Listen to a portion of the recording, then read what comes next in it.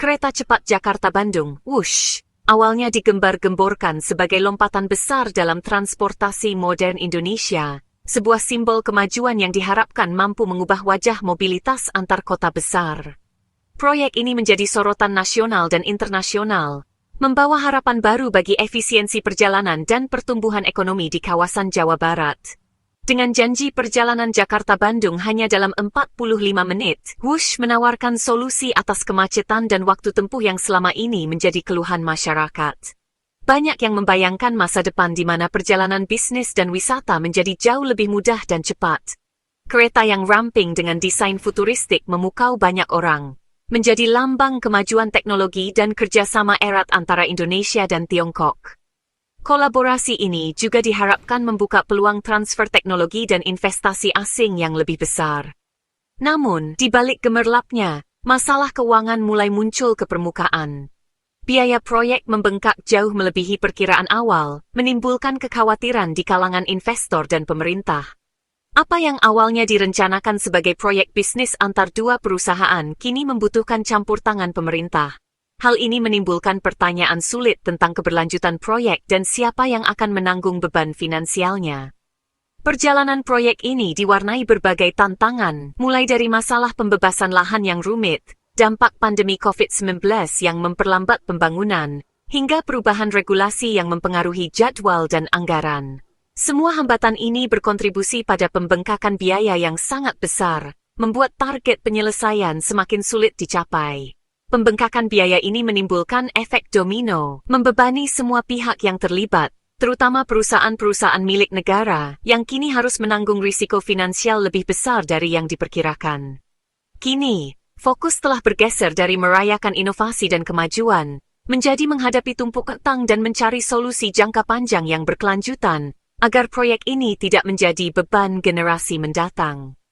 Masa depan ambisi kereta cepat Indonesia kini berada di persimpangan, sangat bergantung pada keputusan-keputusan penting yang akan diambil dalam beberapa bulan ke depan. Keputusan yang akan menentukan apakah Wush benar-benar menjadi kebanggaan nasional, atau justru menjadi pelajaran mahal bagi pembangunan infrastruktur di Indonesia.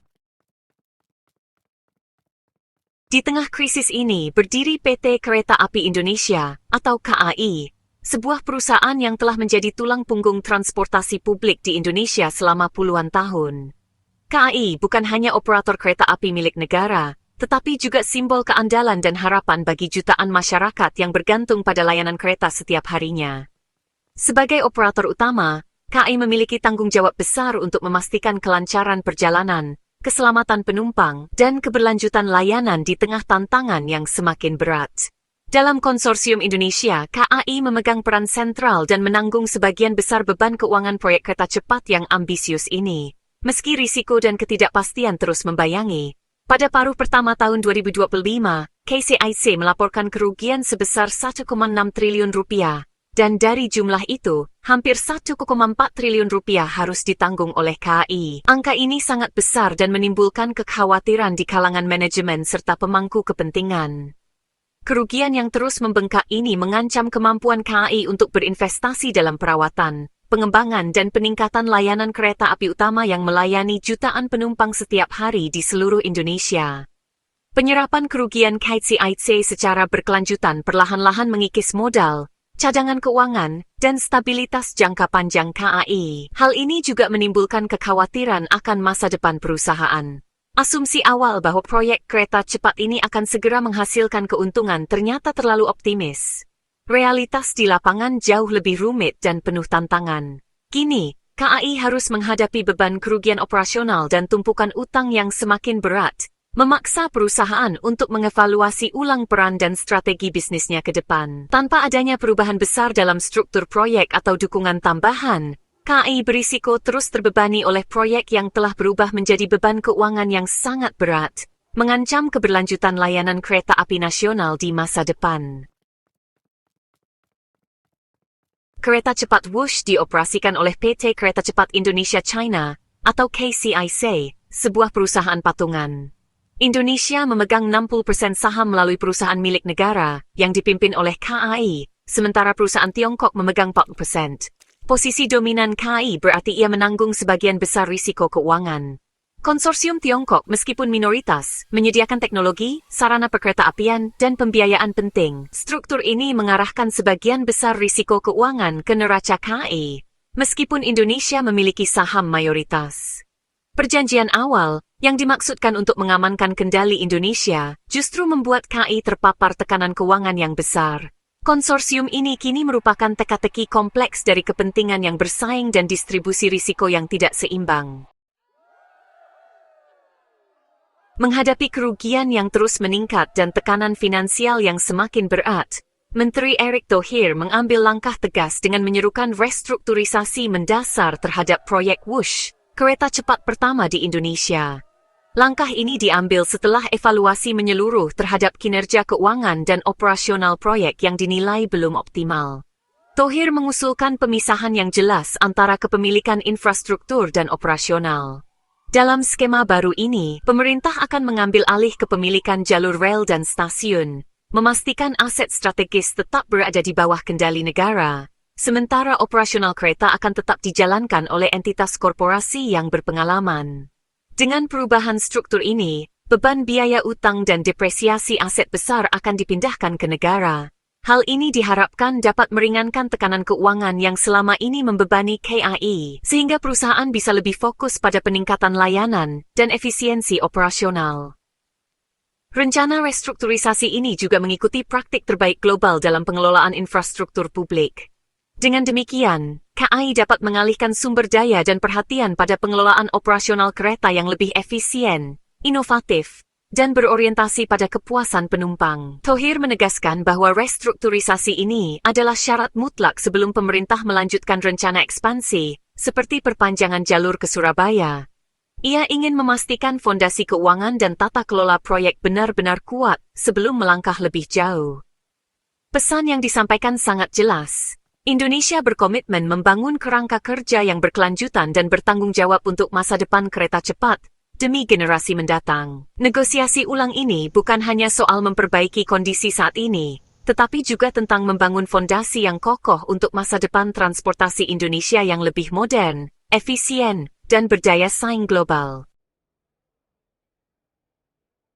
Direktur Utama KAI yang baru, Bobi Rashidin, menggambarkan keuangan KCIC sebagai bom waktu yang mengancam stabilitas KAI. Dia memprioritaskan penanganan masalah ini segera, menandakan era baru transparansi dan urgensi. Peringatan Rashidin dimaksudkan untuk menggalang kemauan politik untuk keputusan sulit ke depan. KAI kini bekerja sama erat dengan Danantara, Lembaga Pengelola Investasi Indonesia, untuk mencari solusi. Kolaborasi ini membawa keahlian keuangan khusus. Pemerintah memobilisasi sumber daya, tidak lagi membiarkan KAI berjuang sendiri. Peringatan bom waktu ini telah mendorong krisis ke puncak agenda nasional. Laporan keuangan mengungkapkan realitas yang suram. KCIC merugi Rp1,6 triliun hanya dalam 6 bulan tahun 2025. KAI menanggung hampir Rp1,4 triliun dari jumlah itu, pukulan besar bagi bisnis intinya. Meskipun kerugian sedikit membaik dari tahun 2024, beban ini tetap tidak berkelanjutan. Biaya proyek membengkak, membutuhkan pinjaman Rp7 triliun dari China Development Bank. Pembayaran utang ini menambah biaya tetap yang tidak dapat ditutupi oleh penjualan tiket. Hasilnya adalah siklus kerugian yang kejam, memperdalam lubang keuangan KAI. Tanpa perubahan mendasar, proyek ini akan terus merugi dan meningkatkan ketergantungan pada dana talangan. Bom waktu terus berdetak semakin dekat ke ledakan. Masuklah Danantara, Lembaga Pengelola Investasi Pemerintah Indonesia, yang bertugas mengelola aset dan investasi negara. Danantara kini aktif terlibat dalam mencari solusi untuk utang KCIC yang melumpuhkan. Lembaga ini membawa strategi keuangan baru, mulai dari pembiayaan kembali utang hingga model restrukturisasi. Keterlibatannya menandakan pengakuan pemerintah bahwa ini adalah masalah nasional, bukan hanya masalah korporasi. Danantara, KAI, dan Kementerian BUMN kini membentuk aliansi yang kuat. Pendekatan terkoordinasi mereka menawarkan harapan terbaik untuk solusi yang berkelanjutan. Tujuannya mengamankan masa depan Wush dan melindungi keuangan negara. Solusi utama adalah memisahkan infrastruktur dari operasional, seperti yang didukung oleh Menteri Thohir.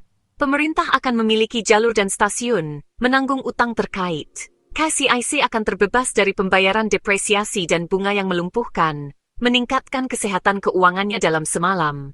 KAI kemudian dapat fokus pada pengoperasian kereta, membayar biaya akses jalur kepada pemerintah. Model ini mengubah masalah padat modal menjadi bisnis layanan yang dapat dikelola. Ini mendefinisikan ulang Wush sebagai infrastruktur nasional, bukan hanya usaha komersial. Pendekatan ini menawarkan jalur yang jelas untuk menyelesaikan masalah dengan mitra Tiongkok dan menstabilkan proyek. Ini adalah kompromi pragmatis untuk melindungi KAI dan meletakkan fondasi yang stabil untuk masa depan kereta cepat Indonesia. Proyek Wush adalah pelajaran tentang kompleksitas mega infrastruktur. Ini berdiri sebagai simbol kemajuan dan sumber tekanan keuangan. Tantangan terdekat adalah menegosiasikan ulang persyaratan dengan mitra Tiongkok dan merestrukturisasi proyek. Memisahkan infrastruktur dan operasional adalah jalan paling layak ke depan. Pemerintah harus mengamankan perjanjian yang adil dan KAI harus fokus pada keunggulan operasional. Setiap rupiah yang diperoleh dan dihemat akan sangat penting untuk membuktikan kelayakan layanan. Dengan strategi yang jelas dan front terpadu, Wush dapat berubah dari bom waktu keuangan menjadi mesin pertumbuhan. Harapannya, momen ini menandai titik balik bagi ambisi kereta cepat Indonesia.